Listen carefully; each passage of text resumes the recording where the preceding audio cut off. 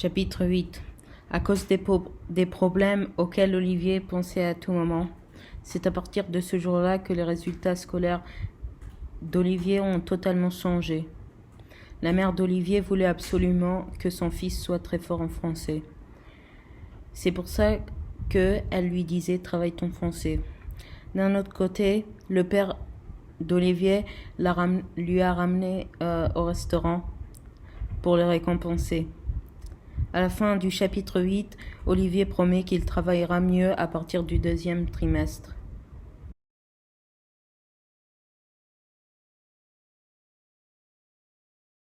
Chapitre 9. Pendant les 4 mois passés, Olivier n'a même pas rêvé d'une seule fois de la petite fille avec son petit chien nommé Boule. Olivier pensait souvent à la mère Gorée. Ces jours-ci, Olivier faisait des cauchemars affreusement horribles.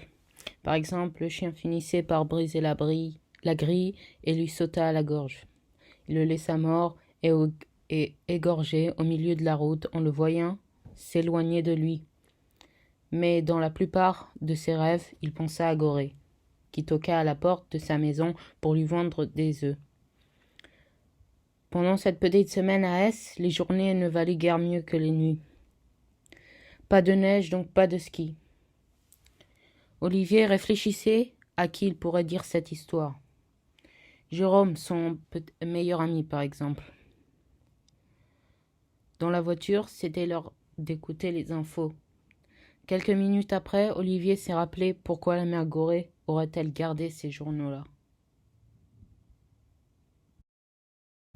Chapitre 10. Le même soir, Olivier est allé chez la dame Gorée pour chercher des œufs de poule. Dès qu'elle aurait tourné son dos, il avait pris un des journaux. Ceci était son plan à Olivier. Madame Gorée lui avait donné une boîte d'œufs avec une douzaine à l'intérieur. Olivier voulait absolument finir ses œufs pour en chercher d'autres et voulait le journal en même temps. 10 jours plus tard, en fin d'après-midi, il a ouvert le frigo et a constaté qu'il ne restait que 2 œufs. Donc, il est parti chez Gorée. Il lui posa des questions pour la distraire et prit le journal. Il avait très très peur que Gorée le voie en train de voler ses journaux. Chapitre 11. Le journal était friable et fragile. Il datait d'un demi-siècle. C'était émouvant de le tenir dans ses mains. Olivier se posait beaucoup de questions sur ce journal. Il n'y avait pas de photos, juste quelques dessins humoristiques.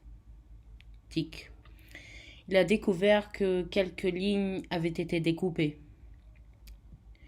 Il avait beaucoup de questions sans réponse.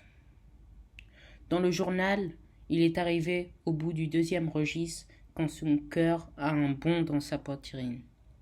Une fillette de 14 ans retrouvée morte dans un grenier.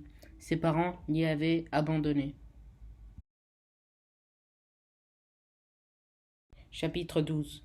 Le prof d'histoire d'Olivier s'appelait Monsieur Tourneur. Il avait beaucoup de gentillesse. Olivier voulait lui poser une question par rapport à la petite Amy et son chien. En plus, c'était la première fois qu'il disait à haute voix le nom du chien, Boule. Monsieur Tourneur était surpris par rapport à ces questions-là. Il lui disait « Où est-ce que tu en as entendu parler ?»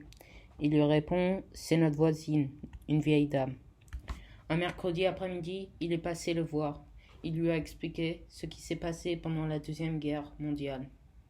Il lui a aussi expliqué ce que c'était la délation à ce moment-là. Chapitre 13. Monsieur Tourneur a ouvert un tiroir et en a tiré une feuille. Cette feuille était une copie de la lettre qui a envoyé Epstein et sa femme à Auschwitz. En bas de la page, l'auteur avait rajouté « Attention au cabot ».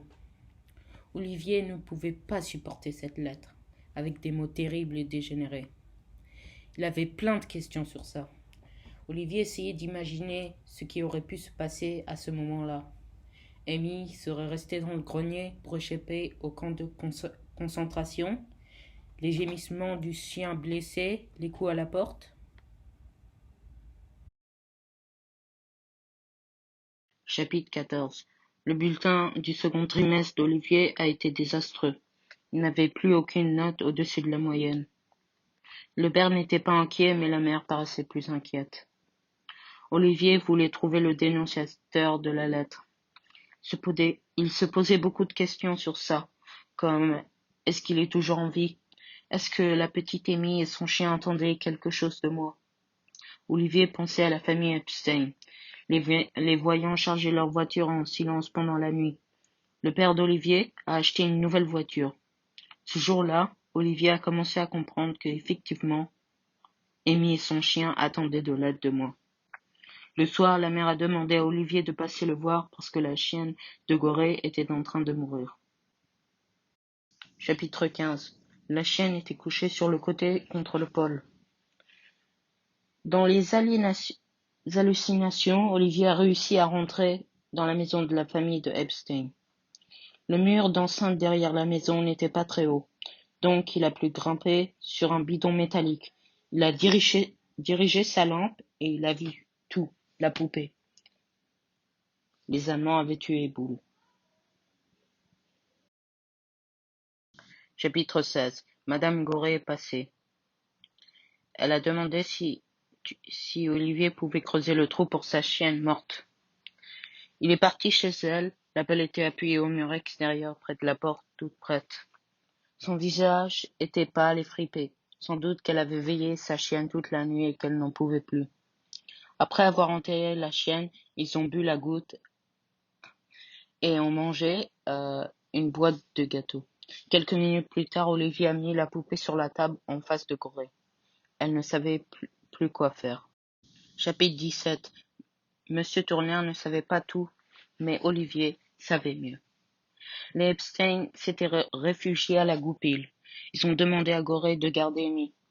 Gorée protégeait Amy en la ramenant dans le grenier. Il y a eu la dénonciation d'un inconnu. Amy est donc restée toute seule, morte de faim et soif. Donc Olivier a posé la question à Madame Gorée si elle voulait l'enterrer la poupée. Chapitre 18. La famille d'Olivier a acheté un nouveau chien pour Annette Gorée, pour remplacer Nina. Elle a accepté le chien. Mais c'est un soir qu'Olivier a dit adieu à Jérôme. Olivier voulait revoir le bout de terre où la poupée était enterrée.